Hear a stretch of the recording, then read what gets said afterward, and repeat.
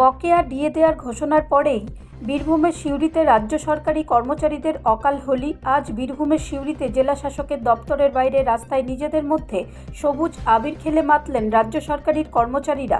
তাদের চোখে মুখে খুশির আনন্দের ছাপ, পাশাপাশি একে অপরকে মিষ্টিমুখ করিয়ে আনন্দ উদযাপন করেন তারা।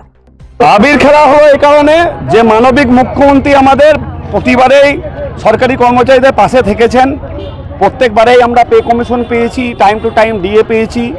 আবার মানবিক মুখ্যমন্ত্রী যে সিদ্ধান্ত নিয়েছেন তাতে সরকারি কর্মচারীরা খুশি।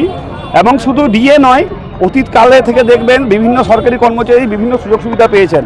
যেমন সেক্রেটারিয়েটে 316টার উপর নতুন পদ সৃষ্টি হয়েছে, ডাইরেক্টরেট কমন ক্যাডার হয়েছে, পঞ্চায়েত দপ্তরের কর্মীদের জন্য বহুদিন পরে ওয়েস্ট বেঙ্গল হেলথ স্কিমের আওতায় এসছে, এবং বিভিন্ন শ্রেণীর কর্মচারী বিভিন্ন সুযোগ সুবিধা, পদোন্নতি, কন্ট্রাকচুয়ালদের বেতন বৃদ্ধি সমেত অনেক কিছু কাজ মানবিক মুখ্যমন্ত্রী করেছেন।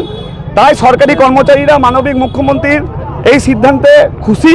আজকে আমরা তাই আবির খেললাম বিভিন্ন দপ্তরের লোকজন মিলে, এবং আমরা একটাই বক্তব্য যে আমরা সরকারের পাশে আছি, সাধারণ মানুষের পরিষেবার পাশে আছি। সাধারণ মানুষের প্রয়োজনে আমরা সবসময় ডিউটি করতে রাজি আছি।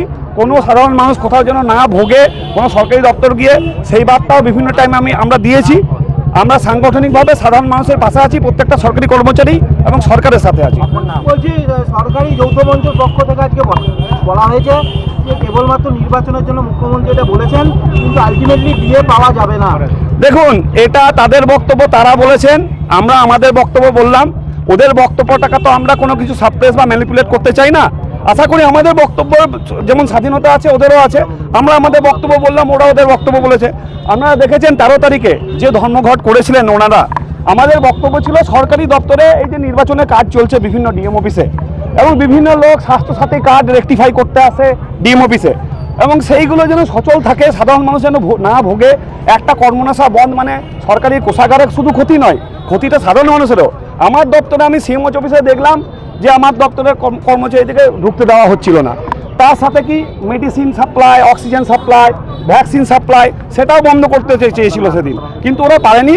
আমাদের কর্মচারীরা এক প্রকার জোর করেই কাজে যোগ দিয়েছে, এবং আমার কাছে যা তথ্য আছে যে প্রায় 100% সরকারি কর্মচারী সেদিন উপস্থিত ছিলেন। নাম চিত্ত অধিকারী, পদ জেলা সভাপতি, পশ্চিমবাংলা রাজ্য সরকারি কর্মচারী ফেডারেশন। ব্যুরো রিপোর্ট, রাষ্ট্রীয় প্রসার বাংলা।